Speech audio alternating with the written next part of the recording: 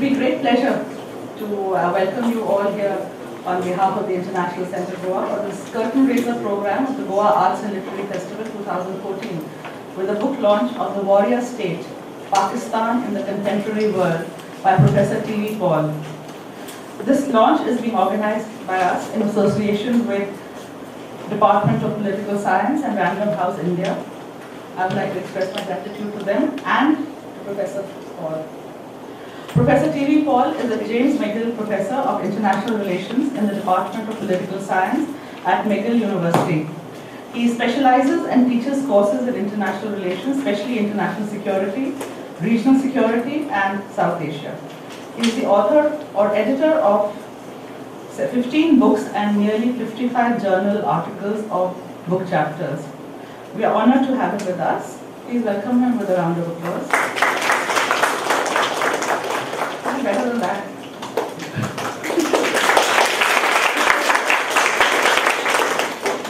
In his book, The Warrior State, Pakistan in the Contemporary World, Professor Paul has brilliantly shed light on the true reasons why Pakistan turned out to be a failed state and how the feudal military mullah nexus that ruled the country for much of its history has provided the right climate for democracy to be rendered inadequate to establish its credentials there. It also explains the numerous crises that Pakistan faces, and despite being in the midst of constant political unrest, terrorism and nationalist insurgencies, how Pakistan has, in some degree, proven to be remarkably resilient. I'm sure Professor Paul will share his author's perspective with all of us here. This book is being released at the hands of our Honorable Chief Guest and Chair, Shri B. Vijayan, the Chief Secretary, Government of India. Thank you, Mr. Vijayan, for the Chief Secretary, Government of Goa. Thank you for sparing your valuable time to be here with us today.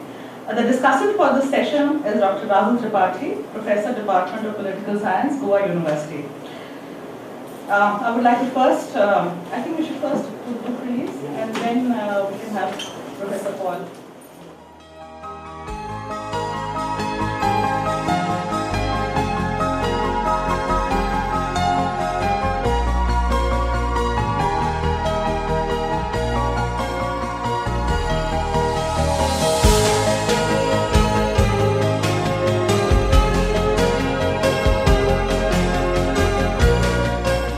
Professor Paul, Professor Tripathi, Nandini, and friends who have assembled here.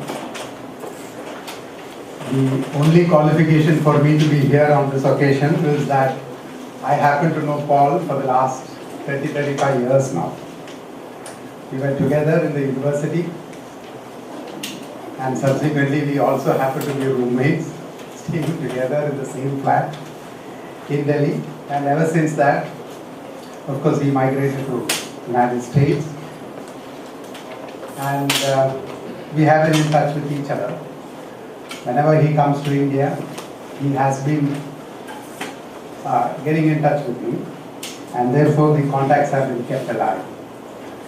It was a little surprise to me when Nandini came and told me, about a month back or so, that she gave me this book, and then she told me there was going to be a book release here in Goa. And so I was eagerly looking forward to this. So I had to spend a little bit of sleepless nights to read this book. It's about 198 pages, 94 pages or so. And we did have a couple of discussions on, he happens to be staying with me in my house here today in Goa. So last night we had a lot of discussions about the book, the contents, recreating our days in Jawaharlal Nehru University in New Delhi, where I also happen to be a student of international relations. What is refreshing about this book is, most of what he says is already known to us. But what is refreshing is that he had strung up all those various ideas which has been suggested, analyzed, put across, debated, discussed all over the world about what is happening in Pakistan and why does Pakistan behave the way they do. In a manner, it's a kind of a jigsaw puzzle. everything seems to fall in its place, which no one before him, before he wrote this book, seemed to have seen it in a macro picture, a comprehensive macro picture. He seems to make, when I said about this refreshing, even in today's Times of India, there is an interview with a South Asia specialist from Pakistan, Mr. Jalani. He talks about his version of what is happening in Pakistan today. The military is too strong. Nawab Sharif wants to set right things, wants to have a peaceful relationship with India, but the military will not allow him to do it. The thing which we have heard on and off. But Paul comes up with a refreshing idea in the sense that alone cannot explain. That alone cannot explain, though there is a point in what Professor Jalani has stated in this interview today published in the Times of India. He seems to make three arguments. He doesn't call it as statements. He calls it as arguments. In his preface, I think he has written this. Three arguments. The first one being that he talks of Pakistan suffers from geopolitical curse. That's because of its location. And therefore, that explains its behavior. Especially, he calls it as the rent-seeking behavior of Pakistan state. They are able to extract concessions. That is what he means by the rent-seeking behavior. The second argument is strategic ideas. And third, of course, is the parity with a bigger state like India. Though they might have lost 3 to 4 wars, starting with 47, 48, 65, 71, and the last Kargil war, 98, 99. They still think that it is possible to strike parity with India, even though India is 3 times the size of Pakistan, both in terms of geographical area as well as in terms of population. They explain away their failures by way of saying that, okay, today we got defeated, but tomorrow we are in a position to defeat them. This inspiration for this thinking process is derived from Quranic or Islamic warfare. That is what he meant by the strategic ideas. After reading this book, that leaves us with a lot of disturbing questions, disturbing issues, especially for the security of India. If this is the kind of thinking process that takes place in the Pakistan's elites or the decision makers of Pakistan, how does it impact on India? This is, of course, this is a subject which he has not touched because that's not the scope of the book. Therefore, I am saying that leaves us with disturbing thoughts. One is its implication on Kashmir, Indian security. Secondly, if they are thinking in terms of being a successor to the Mughal Empire, what is their larger design, strategic ideas which he is talking about, also includes the perception of the Pakistani elites as the successor to the long lost Mughal Empire. So what happens to India? And if that being so, especially when they are talking about the strategic depth, the Afghan imbroglio. What is its implication on the global security? So these are some of those thought-provoking issues which comes up in the mind after reading his book. So I hope he will come up with the solutions, prognosis in his next book. So with this, I leave the chair to Professor Paul and then for a fruitful discussion thereafter. Thank you. Thank you, Sri Vijayan, for those very kind and very nice summary of my entire book. And Nandini Sahai for having me here. She expressed much interest the moment we corresponded first time a couple of months ago. And it was very nice to hear such an interest from someone who is interested in journalism as well as scholarship. And I believe under her leadership, this center has become a very important place in terms of international collaboration, engagement, as well as exchange of ideas. So I wish you all the success. It definitely has all the making of a fantastic place for all sorts of gatherings, and hopefully these sort of things will continue. I want to thank Professor Pati for coming from the university. I've known him for a while, and I know some of your students are here too. It is a pleasure to meet you all today. This book has been in the making for over 7 years, although I have been reading about this country for entire life of me, because having been a school kid in 1971 war, I recall burning the effigy of Yahya Khan, so that was my first protest. But since then, as journalist in India and Delhi, as well as traveling through the world, I have interacted with a lot of Pakistanis through what you call track 2 meetings, ex-military chiefs to ex-foreign secretaries, even ministers. I'm usually invited to US, Canada, or US-Pakistan dialogues, and also. So I meet a lot of them, and they open up a lot to me and others in sort of private settings, thinking these are Chatham House rules. But I don't really quote them, but I draw a lot of where do they come from, why do they behave, why do they say things that are expressed in those meetings.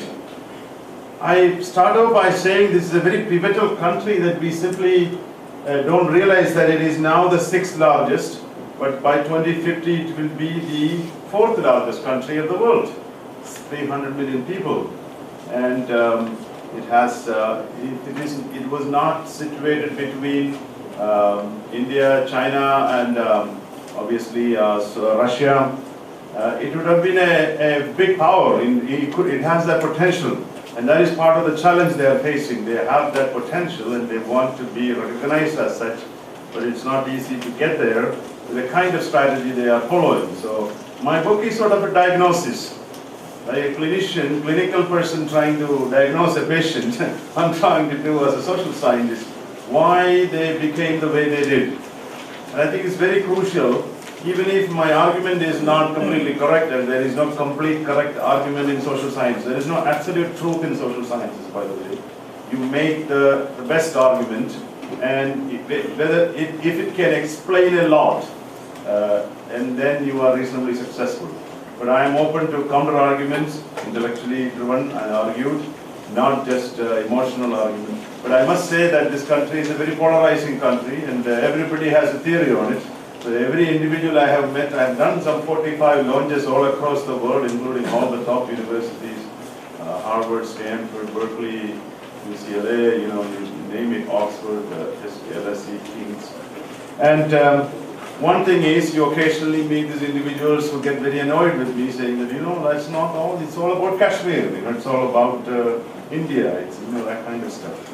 I'm trying to tell them that read the book carefully. I'm not totally disproving that these other players did play a big role in making what they are. But they cannot wash their hands. That's the big point I'm trying to tell them. You have made choices, and those choices unfortunately have not worked for you. And I compare them with other countries that were in somewhat similar, not entirely similar situation as Korea, Taiwan, and then argue that they made different choices. So I am also kind of disturbed by the literature on Pakistan. I started reading it, as Vijay said, the most of the literature is descriptive, including some of the big hitters like Carlotta Gaull's The Wrong Enemy, or Haqqani, Ambassador Haqqani's another book, Magnificent Delusions, and even a book by Hamid Rashid. Nice to read when you read it, but you're left with a question, why the way they are? Why are the way they are? And that, I think, is a big puzzle. And Carlotta Gaull was interviewed by National Public Radio in the US, and I was listening to it. And she was asked at the end of all the description about how the Taliban destroyed her cameramen and all that. And she was asked, why do they behave the way they do? By this very perceptive interviewer.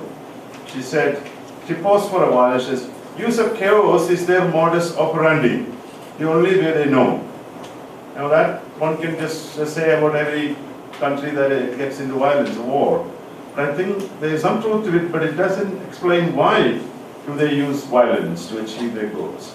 So my effort is to draw some literature that I am very familiar with, historical sociology, international relations, comparative politics, military history, and draw certain compelling arguments to show that this country is not an accident, what it is doing.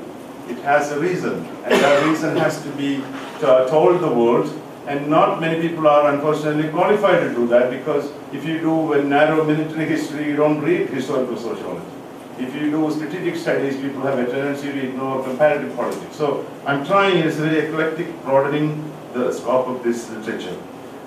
I also want to make it clear that I'm not trying to be taking sides with the India-Pakistan conflict. The book, the title gives the impression I'm trying to give a propaganda point. Although it may end up as, but unfortunately, I'm calling it a spade a spade. I am done with this sort of people telling, you have to be politically correct. Can't even mention the word Islam, But I am doing it in such a way that I'm drawing their ideas and telling them that there are problems with what you are trying to achieve. My larger context is the European context of state formation. This is a map of Pakistan, which India doesn't recognize, but it's from the US, so don't print it. Map of Soviet India, but the Indian edition has a different map. Yeah. The European experience is what my starting point. There's an influential school of thought in the comparative sociology literature arguing that Europe became strong, or countries in Europe became strong through what they call war and preparation for war. And the biggest scholar in that group is Charles Tilly. He argued that war made the state and state made war. So a 400-year period of international relations, interstate relations in Europe made the way the many states became strong because they fought wars. And not only fought wars, they control the internal forces. Other groups, like Pakistan is trying to control the Taliban, the internal Pakistani Taliban, but not very successful. But the European states suppressed such groups. There are quite a few of them in European history. And then became the legitimate source of power. This is something that we forget, that the only institution that can ask you to go and die legitimately is the state. Other than, of course, you belong to Al-Qaeda or Mr. Prabhakaran's Tamil Illam group. Of course, they don't have legitimacy in the eyes of the world. And so this state acquired this legitimacy by making everything else illegitimate. Every other organization, including the church, they cannot do what they used to do. So the state became a strong actor or a player by collecting taxes, making it possible for them to go and acquire taxes, killing the feudal lords, landlords, and not killing, at least destroying their power. And then they started becoming strong. For what? For waging wars with others and becoming their own strong powers. Now some countries didn't make it, which is a big interesting comparison here. Byzantium, Burgundy, Austria-Hungary, and the Soviet Union. Of course, even before that, you are sitting in a place which was controlled by a great power, an imperial power called Portugal, which now is a tiny state. And I was recently in Vienna looking around how big they were, the imperial majesty of that country, but now it is all tiny Austria-Hungary. So countries lose. Soviet Union was very powerful, using war as its means to acquire what it went through. But it didn't make it either, but now it's shrinking and it's trying to research. So my question I'm interested is whether this is a unique to the European case or whether they are other examples in the developing world. I come to the conclusion that many studies on this show that developing world haven't gone through this process, and they have really not made much progress through what you call war making, the process. And many of them haven't become strong. And so there are works on it, on Africa, on Latin America, and obviously they are not that great. I have problems with them and I describe them. One argument I start early on is that in the modern world, as the post-World War II period, countries that have become powerful are those who have been able to integrate their population, make them part of their larger narrative, larger country. And they also focused on what they call development as a main source of the nation state, or purpose of the nation state. If they had enemies, if they conflict, along with, of course, the other purpose. So, if you put all your eggs into this coercive power of the state, military power, internal military and external power, without doing the integrative activities that involve development, you won't make it. Unfortunately, that is Pakistan's problem. You put all the eggs into this idea of coercive power, military power, to achieve even internal integration of different ethnic groups, different parts of Pakistan, that are not really loyal to the state because the state doesn't offer them much. You part of a state for something in return. India has a little difference because over the years, the Indian states, the federal system allowed people to be part of the state, larger state, and the Indianness have developed a little better. I think democracy and federalism and secularism, however big they are, have helped this country to unify and unite it, except for some Kashmir and Northeast areas today. So that's where I start off by arguing that Pakistan missed out the boat, and missing out more, because they stuck with certain ideas, certain strategic logic. Now this may sound harsh, but I couldn't be helpful. I was trying to do a soft landing, but I ended up in hard landing. It's like flying the Air India flights the other day. Never seen such hard landing, I must say.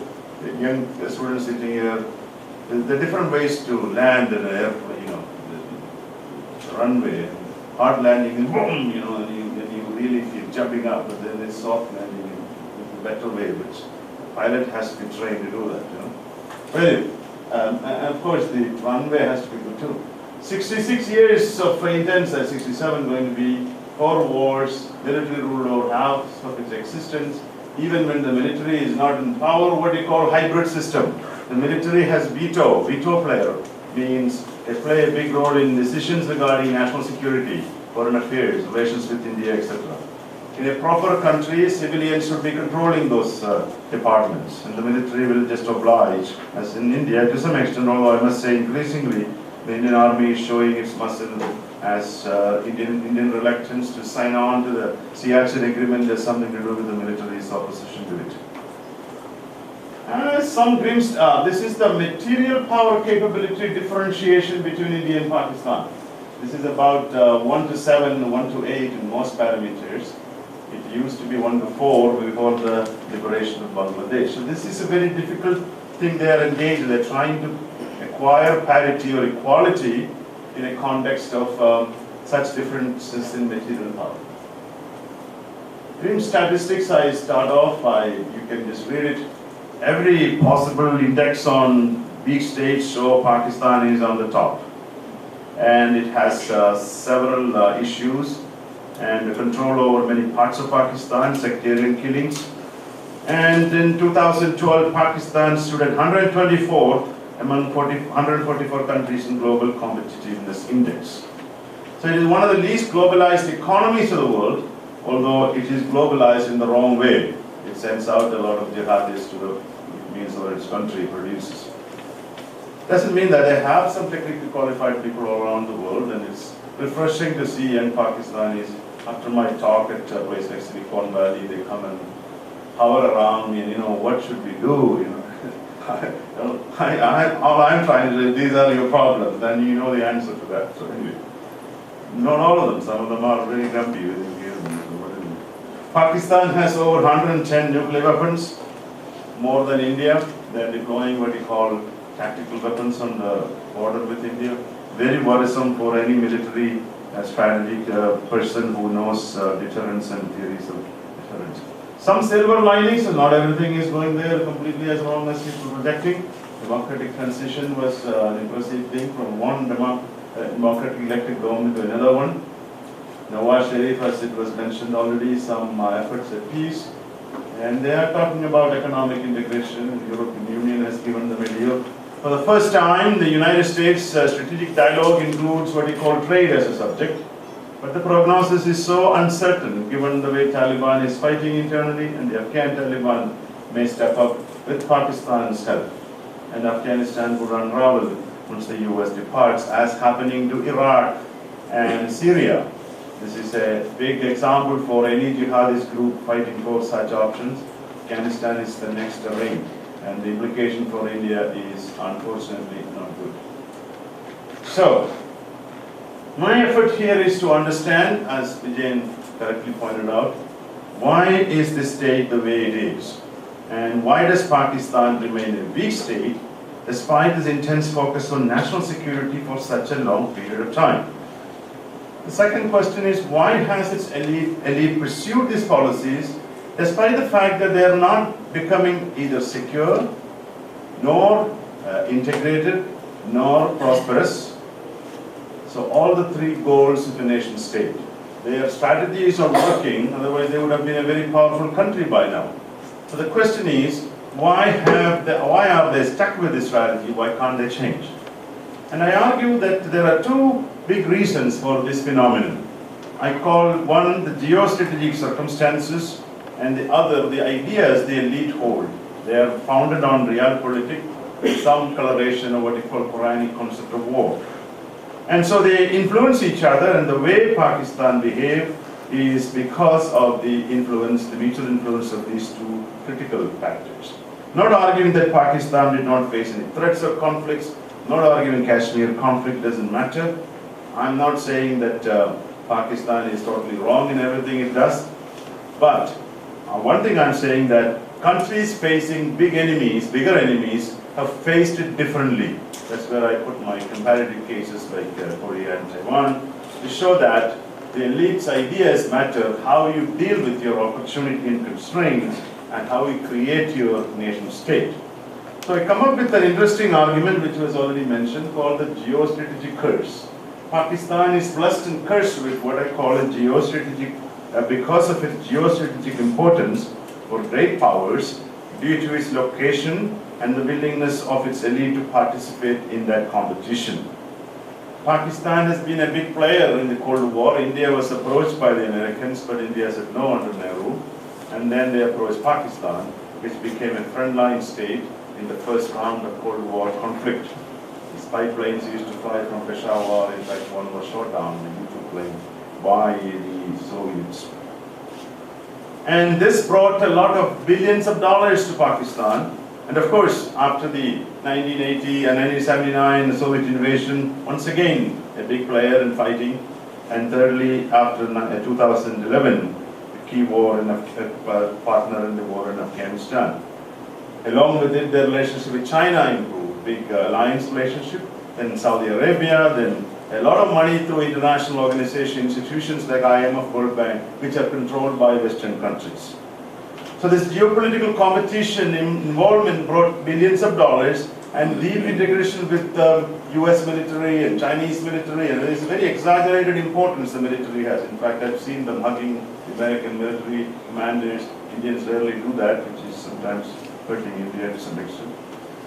So what I'm saying is that the European experience of internal extraction, collection of taxes for instance, has not been done in Pakistan. They get enough to survive, the elite. They have not done any land reforms, which means the landed gentry is in control, the military is part of that process. So this actually idea is nothing superbly original, but the idea comes out of what I call resource curse or foreign aid curse. The literature in development deals with these subjects very, very thoroughly and make very strong arguments that if a country has too much of one resource, like oil, it may not become a democracy or a proper development takes place, because it can buy off different sectors of society. Or if you get too much foreign aid, once again, that also country become authoritarian, So there are a lot of problems. These are the problems associated with getting too much foreign money.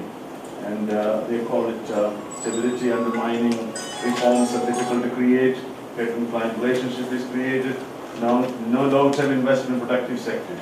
Now, when I read this literature, I thought, this is Pakistan.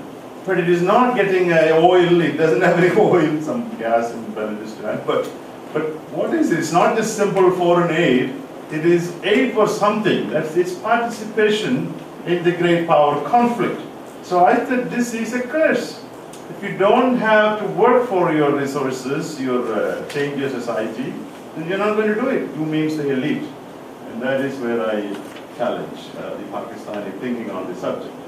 I think they are one of the least tax collecting states in the world. A great example is that recently, actually in July 2010, there was a report in New York Times which said something like 170 million Pakistanis, out of that 2% should be paying income tax. Actually only 2% are paying any income tax, which is lower than Sierra Leone. Something like 10 million Pakistanis should be paying income tax, but only 2.5 million registered. I read recently after the book was published that in fact only 0.7% paying income tax, and even the rich elite people, many of them stash their money in the Swiss banks, and they all report very low income. The power of a country, by the way, comes out of its ability to tax and collect money from the people, the rich, and then distribute it. That's how, if you look at all the strong states of the world, developed countries, they collect a lot of tax. I pay over 50% of my income as taxes. But of course, the state provides a lot of goodies in return: free medical care, free education, and pension, etc. So we don't complain too much. Although when we pay, when you don't get any of this back, you do. That is a different issue. So the ability to tax is one power that gives the state a proper social context and the ability to return to people in welfare or whatever means. In this case, it is not happening. It is not able to collect. By the way, India doesn't collect much tax, direct tax either, slightly better than Pakistan. But India's total collection from other taxes, excise, and other, it's about 98% of GDP. Pakistan is about 9%. Now these figures are not entirely correct, one can dispute, but I think I'm basing on some analysis. Pakistan received something like $73.1 billion between 1960 and 2012. And a lot of them came from Western countries, alliance, etc. Now this is not a big amount, as if you look at, as one of the, some Pakistanis have already put blogs on there, I think ISI dominated people, against my argument saying that this is nothing for our GDP, it's only 2%, but it is about 30% of their governmental resources, because they're not collecting the GDP tax. Which I don't go into details in the book, but maybe in the next edition I should defend myself by what I'm saying. One thing is very clear, that the Pakistani military is no longer not just a military. It is a key economic player and a political player, a social player. It is landowning class, which means when you serve in the Pakistani, I'm talking about the top elite, they retire with a lot of benefits. Unfortunately, Bijayan is not going to retire with a lot of benefits, which is what Indian bureaucracy is, the big change in the Indian system. The thing is that when you retire, you get land. Big land and big villas if you are a top commander, and or membership in different corporations and different control system. And these guys are like a part of the landed aristocracy. It's a bit like Wilhelmine Germany in European history, kind of feudal, and this is a very bad cocktail. If you are a beneficiary of the system, of this intense benefit from maintaining this class structure, you're not going to give it up. Then you need revolution. That doesn't happen. But this sort of geostrategic example is factor is not enough. I want to look at what ideas this elite carry. And I think these ideas are important because they are putting blinders on them. Ideas affect their strategies and shape their agendas and how they become where they are. This applies to almost every other country too, by the way, India too. Elite have ideas. Some of them are hunches. Sometimes they don't read much, as you know. The foreign policy people have very little time to read anything beyond the little things they get in the news media. It's not their fault. They have too many things to do. Especially in India, joint secretaries have so much to do, but they have little time. So many of them don't even read any books, so which is a sad thing. I'm not trying to put them in that shape. But the point I'm trying to make is that what are their ideas? The ideas are Hobbesian. And those who do international relations know international relations Hobbesian ideas are those realists called or realpolitik. And the biggest function of the nation state is protection.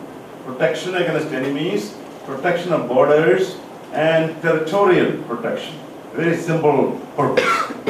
And that they are indeed other purposes don't really matter, because international politics is one of extreme conflict. Your neighbor may have designs on you and may have predatory ideas, may take on you, destroy you if he gets a chance. And this is indeed the challenge. They believe that India is going to eat them one day or destroy them one day. And that comes out of the historical experience they have. Now this is a big challenge for India to explain to them that we are no longer interested in destroying you, but they look back at the Bangladesh war and say India managed to make them two countries.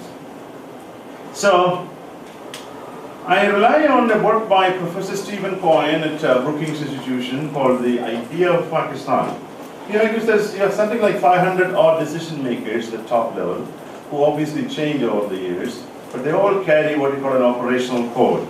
First of all, they believe that armed forces are the model for Pakistani society as a whole. They are selfless, disciplined, obedient, and competent. Deep-rooted social reforms, including land reforms, universal literacy, are too risky for a state that was already unstable and pressed from the outside world by dangerous enemies. Some ideas are drawn from British colonial idea period, such as strategic depth or buffer state, vassal state, keeping Afghanistan weak, or keeping the Pashtuns divide, so divide and rule. A lot of war fighting is based on the notion that came out of the British strategic culture. Some ideas are drawn from Quranic concept of war, which Jane alluded to. Essentially, Islam came from a small part of Arabia, managed to defeat a lot of very powerful enemies over a period of time through asymmetric war, through direct war, but it is the constant pressure, challenge, that eventually you win against even the strongest. And obviously, India was conquered by Islamic rulers. So there is a lot of precedent for weaker parties to win. And that's part of the reason why they are stuck with this use of non-state actors for waging a war with India. And it's unfortunately, again, implication, if the power disparity increases, they may have not many other choices if they want to persist this kind of warfare. Conflict with India is natural to avoid you need strategic parity. And this parity is achievable and desirable because otherwise India will dominate you, which is a big worry of smaller neighbors of India. But this one in particular because of the specific history. But you can achieve parity through other mechanisms like alliance with the great powers, certain weapon systems. Today it is nuclear weapons. Of course they have more than India, by the way, is what we know. Third is strategy, symmetric strategy in one way. And religious and ideological strength of Pakistan is strength and the ability to fight India for a long period of time. I argue that this is not a simple military concept. It has civilizational roots in it. The way the partition took place even before that. I go back to 1857, the first war of independence as the Indians call it, or the revolt or mutiny as the British call it. And I argue that this was the context you have to look into. Until then, this country was ruled by Muslim rulers for about 1,000 years or under 1,000 years.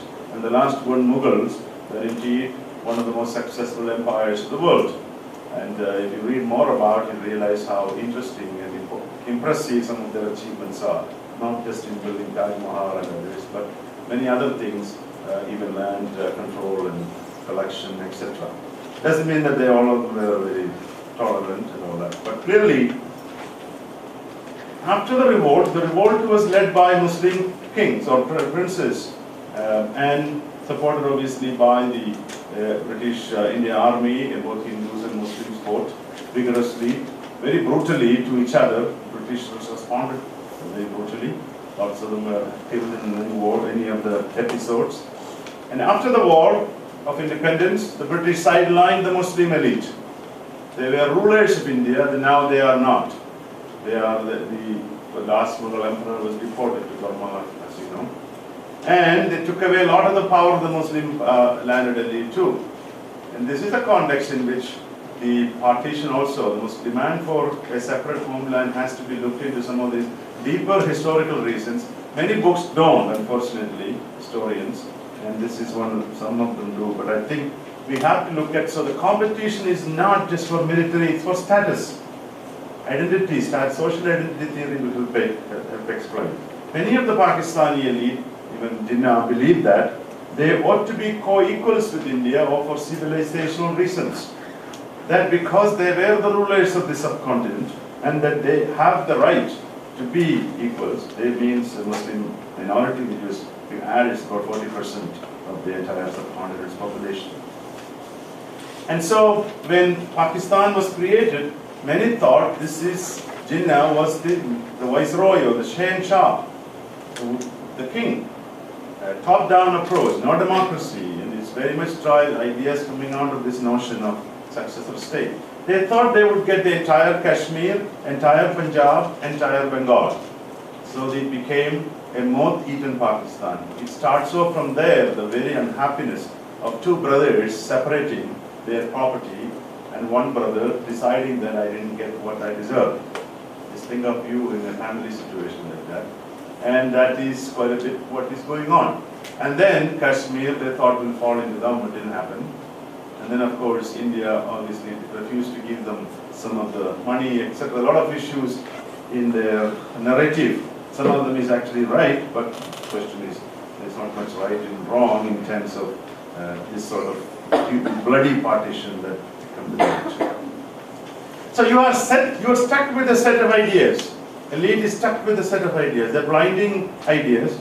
And you need either an active civil society with a broad international understanding to change those ideas, pressure the elite, change it. Or a group of elite, sub-elite, who will influence the top decision maker, Gorbachev's team, that we need to change. In fact, all over Latin America, Brazil, Chile, etc., the change happened as a result of the group of people deciding it's time to call it off. We need to become different. Unfortunately, Pakistan doesn't have that. Although a lot of people say the media very powerful, there is a lawyers fought, but they are also very divided. The same lawyers who fought against Musharraf also was garlanding the killer of the Punjab governor who committed a death sentence of blasphemy against a Christian girl for violating the so-called blasphemy law. So these people are very divided. They have very small middle class. Some people say maybe 10 million. It's a landed gentry top, then you have very poor, marginalized, but someday they don't have that abject poverty of India or northern India, many parts, but at the same time, they do have immense variation in the resources they have. So that's where one source of change. The other source of change is external pressure. External pressure could come from friends, allies. In this case, it should have been the United States, and I argue very bluntly, the Americans failed miserably in transforming this country, even giving them ideas what to do. Except for the initial phase under Ayub Khan, which it was doing reasonably well, but since then, the bargaining between the, I have discussions about how the Pakistanis negotiate with the Americans. The Americans don't have long-term understanding of this country often. As a result, they missed out that boat also. The Americans put pressure on Korea and Taiwan to modernize. And this is the big difference in those cases. And the USA aid demanded structural change. And they followed through, obviously, with their own understanding. So I'm going to spend the next 5 minutes and then conclude. I compare the two states, South Korea and Taiwan, facing intense conflict.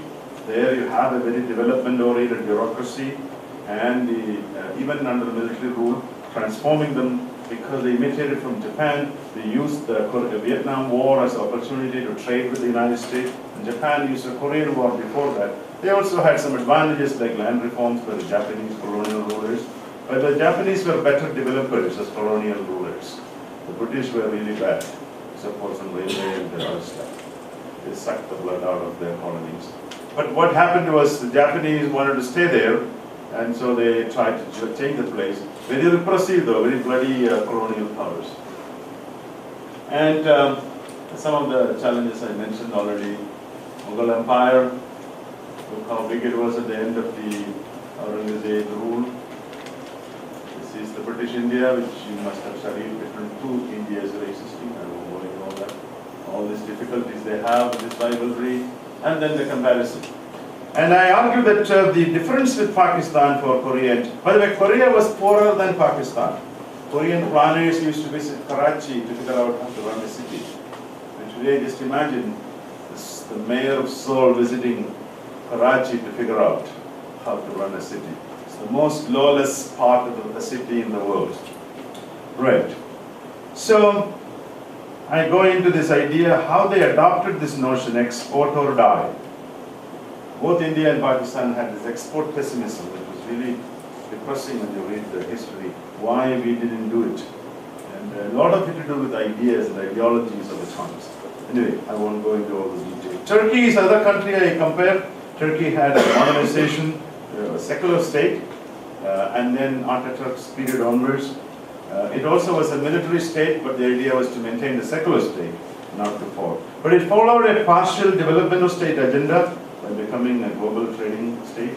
And by this, since the end of the Cold War, it has been doing quite well in economic terms. Now, of course, all the G20 countries are affected. And Turkey also managed to control the civilian military under the civilians, under the AKP party. But unfortunately, Turkey's democracy is going through a kind of personalistic situation now. Indonesia is my most interesting case for Pakistani elite to watch and learn.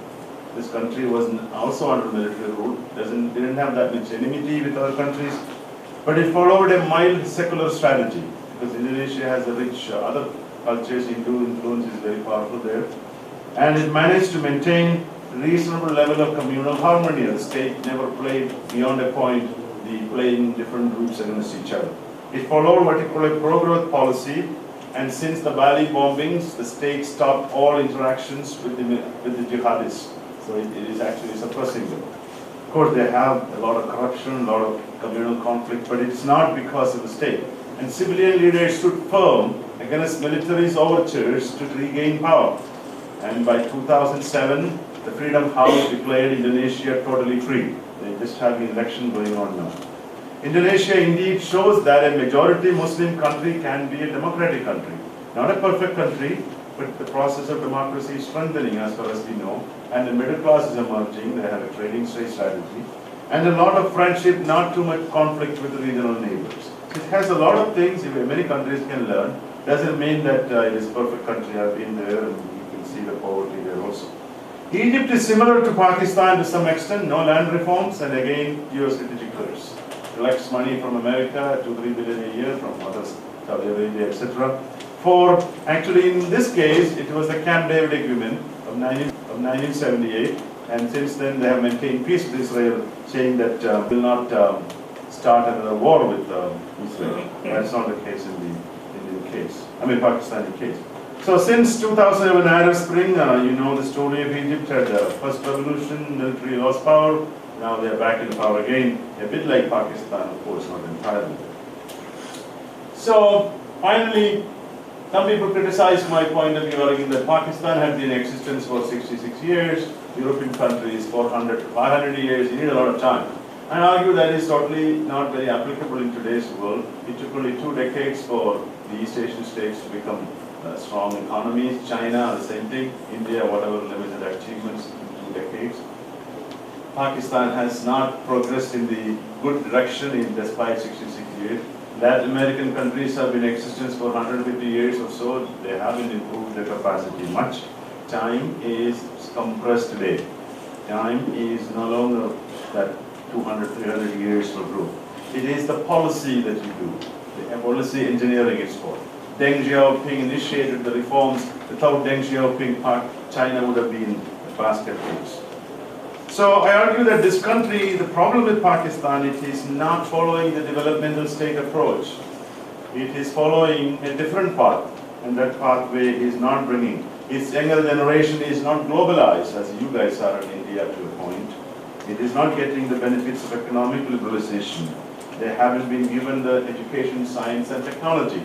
And as a result, they are missing out the global economic boom of the past 20 decades.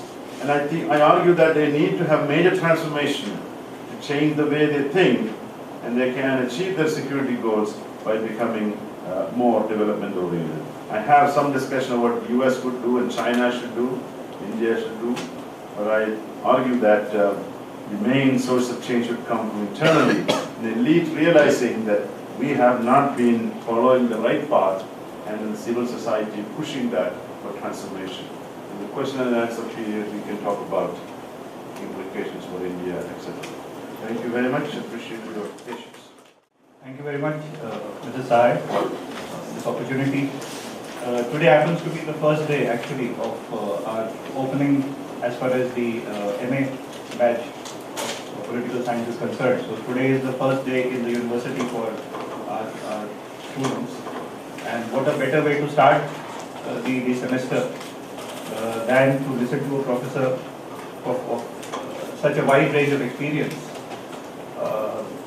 The introduction of Professor Paul was read out to you earlier, and if I can add a bit to that, Professor Paul has been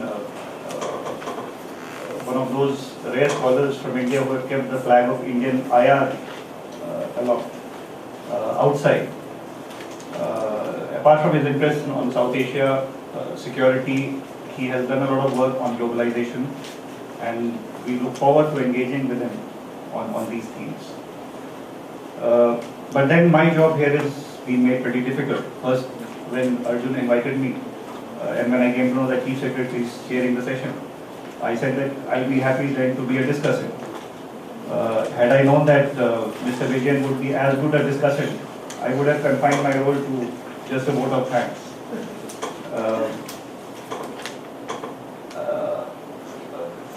I also came to know here that both Professor Paul and Mr. Vijayan were roommates in JNU. And you know, in JNU we have a tradition that when we start discussing things, the discussions start at 9 o'clock in the night over several cups of tea. It goes on till maybe 2 o'clock or 3 o'clock in the morning. And then they decide that, okay, we agree to disagree. And that's where everything concludes. So I'm sure last night when you discussed Pakistan, you might have agreed to disagree. He said he will be gentle on me for some vague reason. I see. Why a country like Pakistan is important? I would say it's important certainly for India, but it's also important for the world. And that itself shows in a way, if I can relate, last January we had a book launched similarly here on an equally important theme, India and Improbable Democracy by Professor Ashutosh Varshney, and the hall was half full. And today we have a book discussion on Pakistan, we have a house full. So that means people are more interested in Pakistan than they are about India. Given the geostrategic location of Pakistan and given the fact that it is our immediate neighbor, I think there is a very important need for us as students, scholars, and as ordinary citizens to understand our most important neighbor. And that's what I tell my students, that we can change our friends, but we can't change our neighbors. In that direction of understanding Pakistan, I think Professor Paul's book has made a very, very important contribution.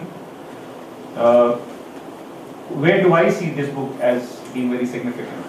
I would say that it in many ways combines Professor Stephen Cohen's work, who is an authority on Pakistan's history, its strategy and contemporary affairs. It combines Ayesha Siddiqa's work, where the sole reason as to why military has become such a strong force in Pakistan is narrated in her concept of milibus. And in many ways it also combines one of the most recent works by M.J. Akbar on Pakistan, where he has analyzed Pakistan from a religious, cultural and a very contemporary perspective. So if you have not read either Steve Cohen or Ayesha or M.J. Akbar, please read this book. This will suffice. That's the first reason. The second reason would be that, of course, a lot has been written in Pakistan, but the way Professor Paul has put in, as Mr. Vijayan rightly said, different beats of history geostrategy, religion, comparative politics, and contemporary Pakistan. I think a very good combination without losing sight of the central argument of the book is, I think, the biggest contribution which this book has made. So it gives a very, very broad overview of all these very important issues, but then it focuses on all these issues in a very interlinked way. The core argument, as Professor Paul has mentioned, and also mentioned by Mr. Vijayan, is that the reason why the Pakistani state became militarized, and that explains the title of his book, The Warrior State, is that somewhere down the line, a kind of a consensus developed within the ruling elite that it was only by moving towards becoming a security state, Pakistan could justify its own location and position in the global affairs. But then moving in that direction perhaps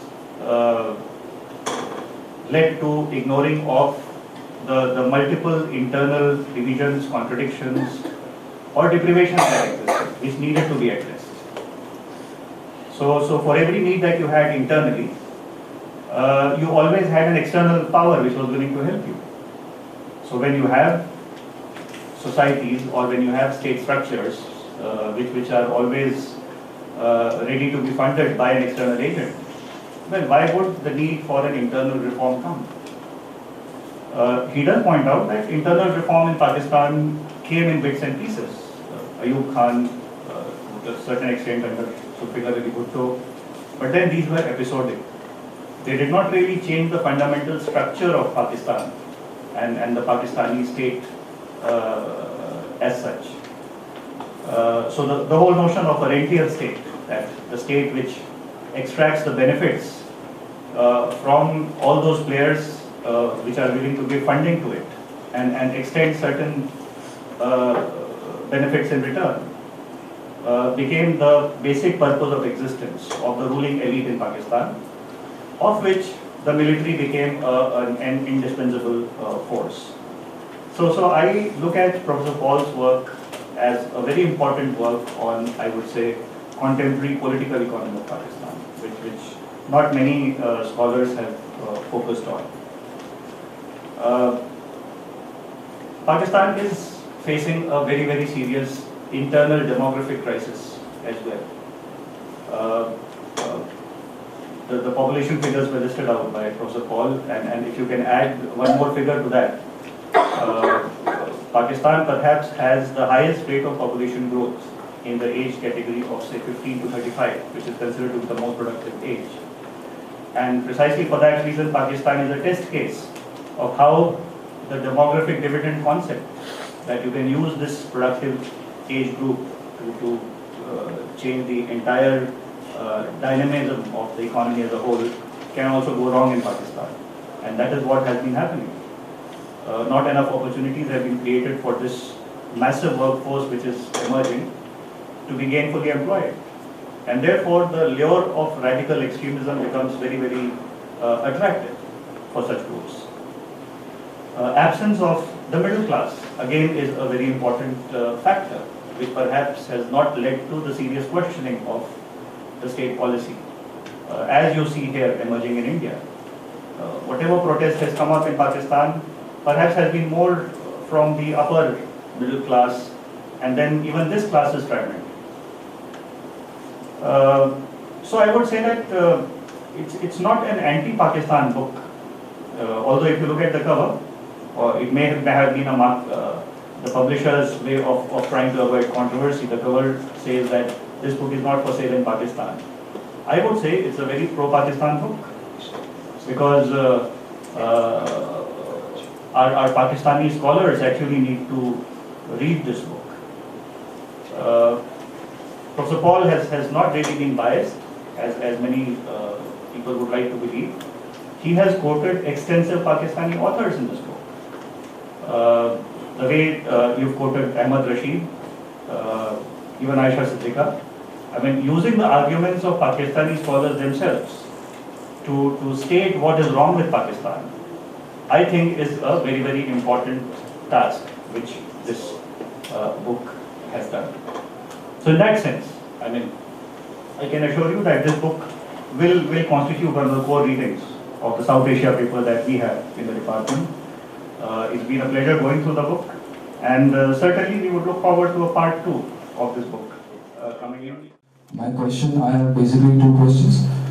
Question number 1 is, how do you see the future of Pakistan considering the Taliban and the military section taking over and trying to dominate over the country? And the second question number 2 is, does, in spite of all conflicts with Pakistan and all pinching done by Pakistan to India, killing the soldiers and insulting the Indian army, does India's move to establish peaceful relations in Pakistan in spite of all these things, can we say that it is a move of India in a diplomatic manner to establish peace with Pakistan as a future investment to establish peace in both the countries so that both the countries can go ahead? Since India and both the countries cannot afford war in the future plans. That's it. Thank you. I'm R.P. Pradhan, student of International Relations. I'm teaching also IR. My compliments to you, and also I'm very happy that you are writing this book from Canada, which has a better advantage of being received well in Pakistan also. Even if they might criticize that, oh, well, he's from India and writing from Canada, that has a different connotation. I have 2 questions. One is that largely we tend to see, particularly political scientists and IR people, tend to see the growth and development of countries in the context of the political dynamics and the security dynamics and so on. Now, if we look at it, for a moment, if we go back to the development of states analysis from the point of view of development economics, like Rostow's stages of economic development, if we look at it, I think he is talking about that countries develop in phases, and particularly post-independence, nearly around 6 decades or more it takes to gather itself towards the real-time development mode. If we compare India and Pakistan together, good part of the socio-economic indices are India rather doesn't do comparatively better than Pakistan in many aspects of the socio-economic developments and so on. That way, if you see, I think the security challenge or the internal security contradictions they have in Pakistan, that's largely military and radical Islamic orientation. We also have a similar challenge internally, both in 3 zones rather, in Kashmir, northeastern states, and also we have left-wing extremists, what we call the Red Corridor. Government of India is also seriously engaged in this kind of challenges internally. So when we compare with Pakistan, larger picture, larger canvas would be that both the countries stand perhaps in terms of the development profile more or less equal manner. We also have serious challenges. They also have equal amount of challenges, a little more. Rostow, if you analyze him, that the moment the countries 60 years or around that time frame they take to gather themselves, I think that time has nearly come to India. We are beginning to express ourselves more in terms of trade, political neoliberalism, and so on. And with the coming of Modi, perhaps good times have really come. That way, if we see, slightly expand the picture to Southeast Asia, international greater emphasis on trade, particularly ASEAN, and around ASEAN theme is also emerging. In that, Pakistan may have the choice of either gathering itself towards trade and such kind of developments and more towards a political neoliberal approach, or continue with its traditional security challenges. If it continues, then it's not going to have a good future. So I think time-wise, both the countries stand in a similar reality. As far as India is concerned, I would like to borrow from a Mexican saying that as far as our geopolitical realities are concerned, in Mexico they say that poor Mexico, so far from God, and yet so close to the United States. We have slightly, if we Indianize the saying, we are very close to God, and also equally close and closer to China and Pakistan. We may have to live with it for ages. And as far as the dynamics is concerned, how do we engage our dynamics or channelize our dynamics? That will depend largely, to the geopolitical profile. Second question: is religion connected to the quality of governance, or this nature, structure, or the pattern of a country or its making? Like if you see the entire spectrum of, religiously, if you divide the countries of the world, I think the largest amount of security challenges, both internal and external, are around the areas where, specific religious groupings are there, barring few, maybe Turkey you mentioned about. So, do you have any connectivity? Is religion connected to the nature and pattern of statecraft? How do you respond to that? Thank you. A lot of very interrelated, very fascinating. In fact, your points are all well taken.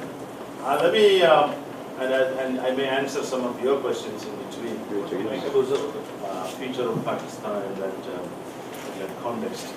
By the way, I have a Pakistan edition of the book coming out from OUP Karachi. I hope the military won't ban it before it comes out. So that's why it says not for sale in Pakistan, not because of fear or anything. But anyway, I would be really interested to see how they're going to react once it comes out in their edition. But the editor there said, I said, are you worried about the implications? She said, not really, because we want books like this. She's, I guess, a very progressive woman, so she wants. But we will see. That's going to come in a month or two. That's what my brothers are now most worried.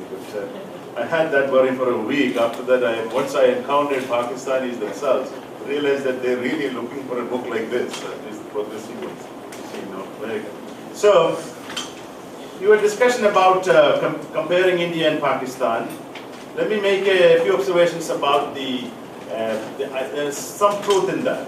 In fact, if you look at the many parameters of development and growth, especially during the first phase, they were doing actually better. But what is Pakistan? It's basically 50 or 60% is Punjab's economy, and then you have Karachi, Sindh, and the rest are really pathetic in terms of contribution to the economy.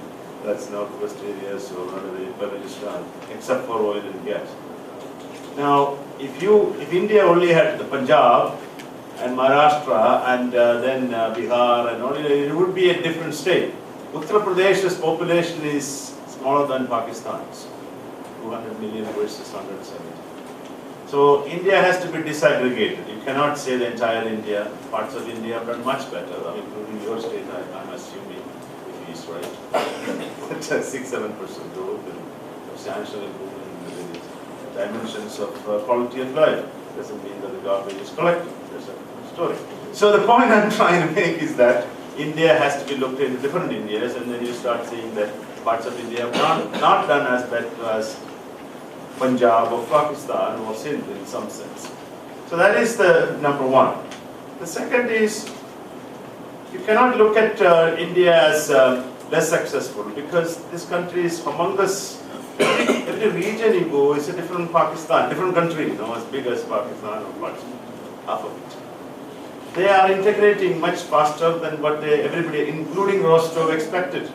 This country was not supposed to be united. Most Westerners thought it will fall apart. And that's exactly what the Pakistanis thought too. Just to give a little push, it will fall apart. But it is integrating, as far as I know, except for these pockets you mentioned. That is because of poor policy crafting.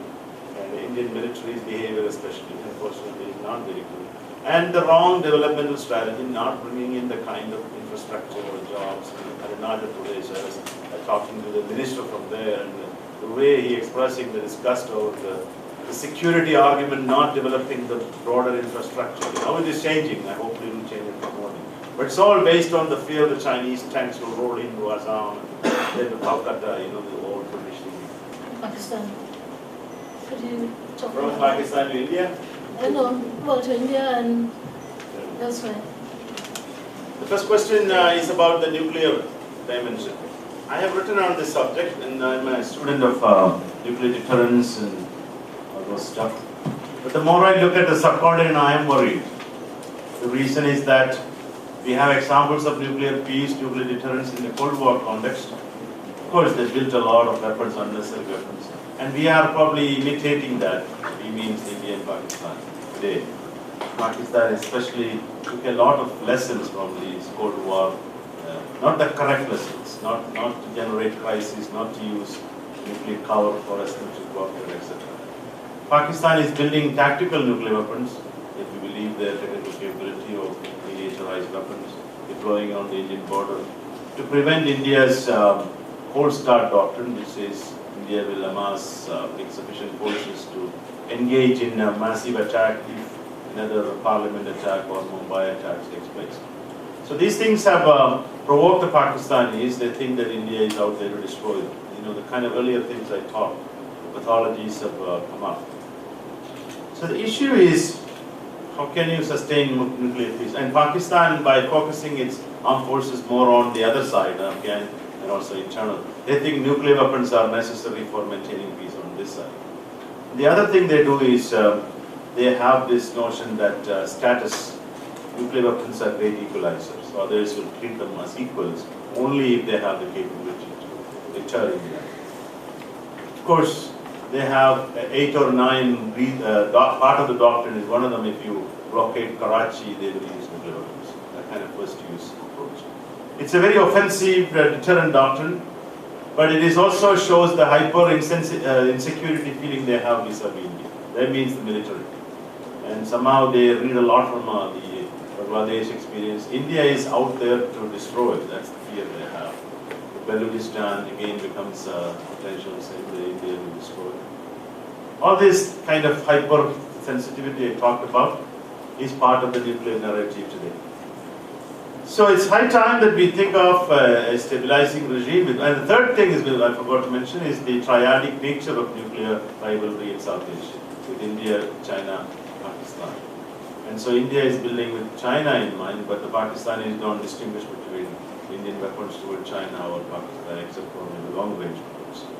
So if we have these complex nuclear relationships here, then you have the non-state actors in between, then you have all these territorial disputes, then you have internal violence, and a lot of complexity to this so-called nuclear peace. And so nuclear weapons should be very carefully thought through. They are not panacea for every ills you have. Pakistan is somehow given a lot more importance to them as security providers. There are a lot of problems there. We need to think of arms control, kind of. We don't need more than a certain number of weapons. I'm not advocating nuclear disarmament, which is not going to happen anytime soon. I'm advocating is just restrain this arms race. It's not going to be good for either country. So we need to think. Of course, Pakistan is critical here, whether they will agree to a triadic kind of nuclear reduction, or whether the Chinese even will listen to India with that matter. The Afghan question is a very important one. This is where I think we have to look at the British era strategic thinking, divide and rule.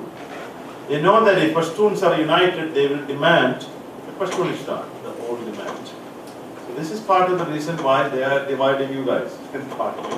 But internally also, Afghanistan also had to be a little more careful. First of all, Afghanistan was one of the last countries to recognize Pakistan. And also making demands on the line. Obviously, they have a good point, but the point is that now these colonially drawn lines, there's only so much you are going to change. Can we create some kind of an understanding? The Pakistanis have all these notions with them, saying that, the Duran line or whatever it was drawn by the British.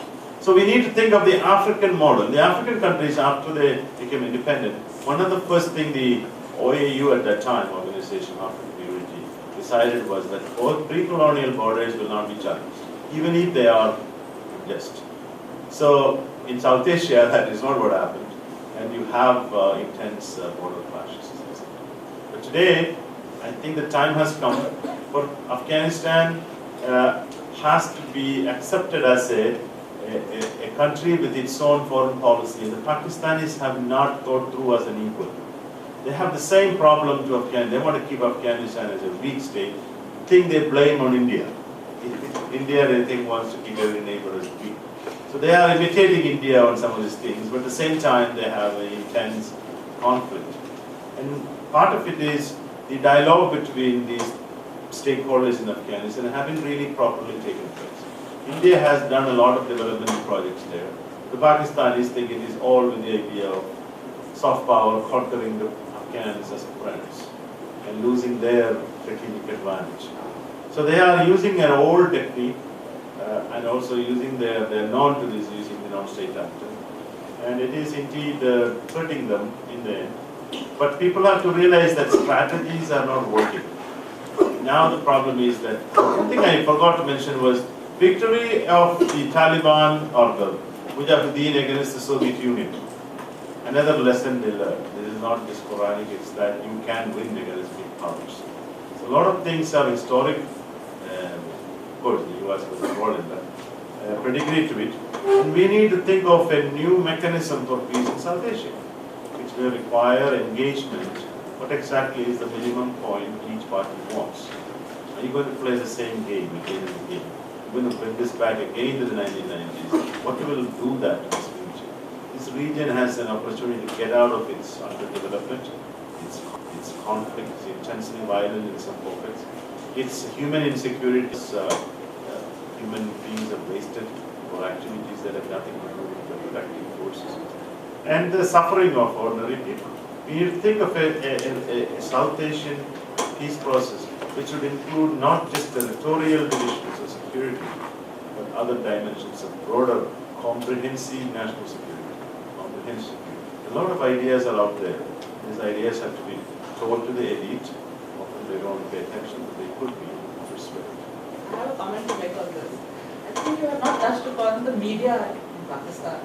I think they play a very important role, as opposed to media in India. They have actually stood up, GOTV stood up to ISI recently. So I think if the peace process or something has to start, I think we should get the media. Yeah, that is the only one of the silver linings of Pakistan today. In fact, some of their editorials, you see them are harsher than Indian editorials. Yes. They are standing up, but they are also getting killed by it. It's not a joke to be a Pakistani journalist. Every day somebody gets killed. The big question for me is that whether they are representing the big middle class, the civil society, or they are just a small elite group, people who are really tired of this seeing it and writing that. If they have the support basis of a good coalition, they could play a big role. Whether they are influencing the military public policy. In fact, they have influenced a little bit. I think the democratic transition shows that. Is it sustainable? And these are all big questions. They had episodes of progressive groups. Earlier, Bhutto's time, you had all the socialist ideas. But then it goes through these dynamics. And it may also depend on outside changes, Afghanistan, for instance. A lot of it is, but this trend is not bad. I must applaud them, the courage they're showing. I am not yet ready to argue that just because media writes, the people in charge, the military will simply give it up. Maybe there is more awareness among, and also the one question, I don't know whether the Urdu media has changed that much. That's the majority of Pakistan. The English media is a tiny minority reads English. So it's a big question. And then the so-called jihadists are using social media to propagate their views. So a lot of it is so conditional, it's not as simple, straightforward. And you have the media here also, a very noisy media. I must say, I have never understood why so many newspapers. It's hard to read all this. So many channels. It's good in some ways, but it dissipates the central messages. And as a result, we don't know what is true, sound bites, So that is happening apparently in Pakistan, the sound bites. We have to look at whether they have a deep understanding of the media can offer better ideas, then it will be a very progressive course. Good afternoon, sir. Myself Bharti Maiti and I am from Political Science Department. As you wrote book on Pakistan and you also mentioned earlier that you visited many places, I want to know, have you ever visited Pakistan? If yes, then please share your experience with us.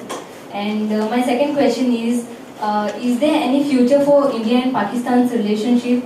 Because the invitation to Nawab Sharif by Narendra Modi created a big issue in Pakistan. Somewhat related to the question that she asked, when we have this peace talks and we talk about that, we talk about Aman Ki Asha, and they say the normal people in Pakistan, they are so much for it, and they would be wanting to have better relations with India. In India, we have freedom of speech, we have freedom of press. I want to know whether, is it so in Pakistan, why the society is not being able to speak up about this in that country? Because many people, if they come to India, they can speak about it very freely. Is it so controlled and suppressed out there that they cannot even express what they want, that they want better relations with India? I've been to Pakistan once and I have interacted with the Pakistani elite, especially retired elite, in many meetings, practical meetings, quite a few of them. And so my effort is not to dig every dimension of Pakistan, but have a broader macro level explanation. So for my purpose, I really needed to read up what they have thought through about this country. I have enough exposure to Pakistani media, etc. Now, the future of Pakistan, future of India-Pakistan peace, it's very contingent. That's one of the challenges of an enduring rivalry and protracted conflict. You have episodes, periods of peace, then something else happens, it vitiates peace for the next decade, then there is an effort to create, until you answer the deep-rooted issues that bedevil the relationship. Here I think peace have happened in many parts of the world through various mechanisms. One is the elite agreeing to certain divisions, etc. And the other is, of course, the one side loses. The problem in this conflict, neither side is about to lose. But the Pakistanis are not losing this conflict. They can keep fighting this for some more years to come. So the the rightness of agreeable agreement is not there yet. India has not become what we call in the discipline overwhelmingly preponderant. Like in America, there is a kind of a peace, not necessarily the best peace. Canada and Mexico were enemies of America once upon a time, fought wars. But America is too strong to challenge. America also became a little benign to Canada at least, not necessarily to Mexico, with the NAFTA exchange. So that is maintaining the peace. In South Asia, despite the big size, India has not become that overwhelming. India has the opportunity to become an economic attract pole. Everybody needs India's economic strength to survive. That's what America's strength too. It's not military, it's economic too. And the problem with India, only 5% of the regional trade happens internally. India's biggest mistake, if I may say one thing, is not to encourage trade with these countries. Once they are trading partners, they will look at India differently. See, right now they look at your security challenge, vice versa too. So India has to do a lot more to promote regional trade for its own sake. This is one thing I would say. It's a long process, but at the same time, you have to stick with it. You need stakeholders on both sides. You need people to argue for peace. And of course, no major events should take place in between. If you have another Mumbai or Parliament attack, I don't know what that will do. So, the Pakistani people, I think their educational system is part of the problem. It's not their media. I have gone through some of the text, which is so inaccurate. History starts with the Mir Qasim attacking the Sindh, no mention of the Hindu civilization. It's a very, especially since Yawar's time. This means they are not educated properly. Indians also have a little bit of problem in educating about Pakistan against partition, etc. But despite that, you are at least a little bit more open. Your textbooks are not that anti-Muslim, Whereas their textbooks are really anti-Islam, anti-Christian, anti-Hindu and all that. So this is part of the challenge. Generation has grown up with these very vicious ideas, and then you have these madrasas, etc. They are not training them properly. So people, when you see them, they are very friendly. By the way, they're very hospitable people. I have had the opportunity to. When you start opening up, they have a lot of myths and belief systems. And Indians do have too on them. And this is part of the problem of not having the proper communications between the two. And teaching history in all countries, the biggest problem I see is history teaching. with Western countries, no mention of China or India in many of our textbooks in Canada. The Chinese don't teach any Indian history as far as I know. How can you develop a world of peace? I hope India teaches some Chinese history also. So it's, at least I learned as a kid. So I'm trying to say is that this kind of deeper understanding comes only if you appreciate the other. If you look at the other as totally inhuman, totally, they've done a lot of harm to us, then you'll never change your understanding. So the Pakistanis, the first thing they have to do is change textbooks, bring in science and technology, critical thinking, all these things, not conspiracy theories. Part of the problem of the, if there's no other better word than Islamic world, is belief in conspiracy theories, because critical thinking is not supported. That was not the case in the medieval Islamic world, And where did it fall apart? Which is what is very puzzling to me, that we don't have any thinkers in today's world who can come out even comparable to those eclectic people who are thinking in the medieval time. So, it's all big questions you guys are touching upon, a lot of very fascinating topics. Jay, wants to add something? No, I just wanted to, regarding this social studies textbooks. They have even gone to some of those textbooks which have been described during this Ziaul Haq's period. Goes to the extent of saying that Pakistan had to fight India for their existence. They got independent from India. That's a kind of distortion of history that has been taught to people. Not only just the British, but even from India. Why? Because they think that they are the successors of the Mughals, and that has been usurped away by the British. And therefore they had to fight. And that's how they got their independence. So this will show you. I've seen search some of these websites about this hate campaign against non-Muslims in Pakistan. They say this.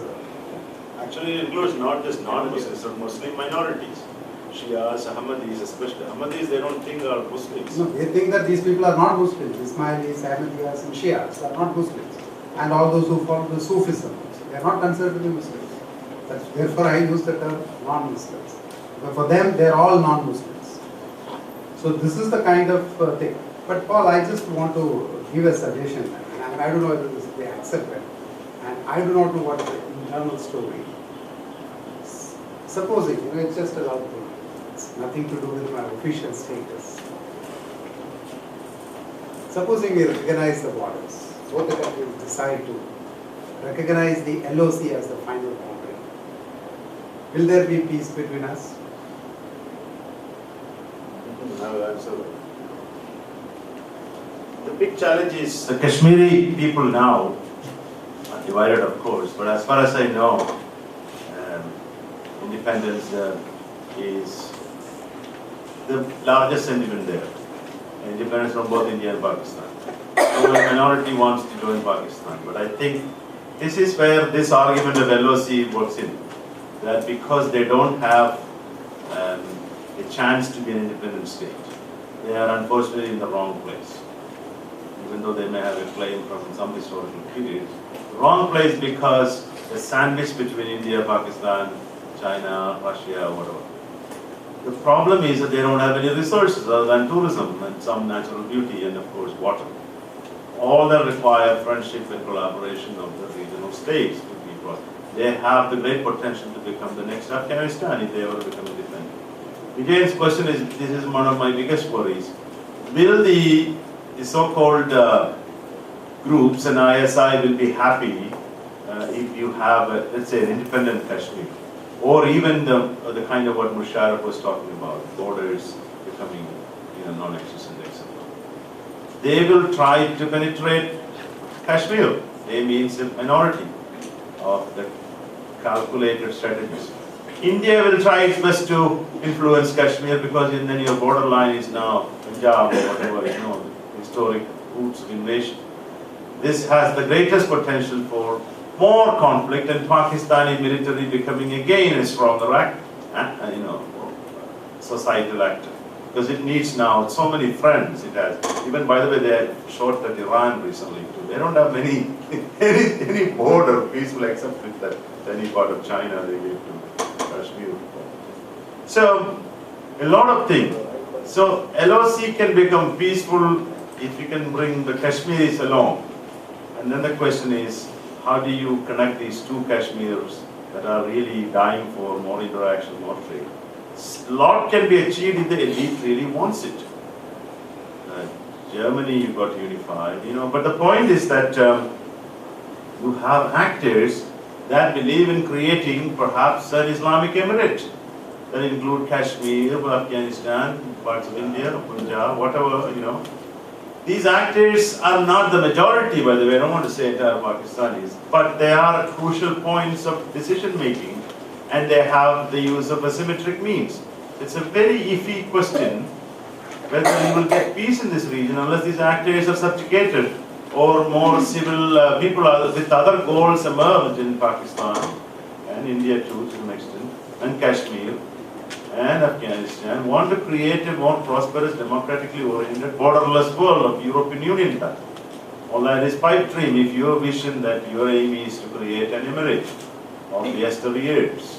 So this is a question to be answered by the Pakistanis. Can you control these groups that have larger goals?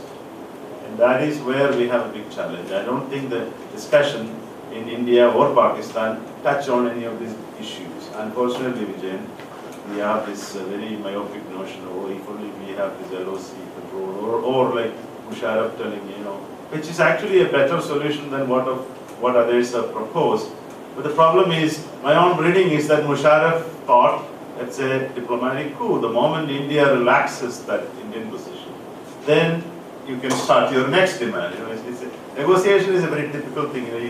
Once you know the strong opponent changes position, you try to now whittle down position, hopefully create more favorable position. But we need more creativity here, but with the help of the Kashmiri people who are confused and who have done quite a bit of harm to themselves by pushing for their independence or whatever. Without a proper structure, proper civil society, they also have become rather intolerant toward minorities. Can I respond? Any more questions, or should we wrap it up? I have some flyers, I hope people Yeah, got I think it. everyone got these flyers? Everyone got these flyers? Yes. Probably can't upload it. Thank you very much, Professor Paul and Rafi and Vijaya coming here, and all of you. I think we've had a very, very instructive and a very eye-opening session. Thank you very much, and I think we should continue this. I shall come back if you organize to be like this. No, we could invite him again. And anyway, I think he's going to be back soon. One final round of applause. Final round.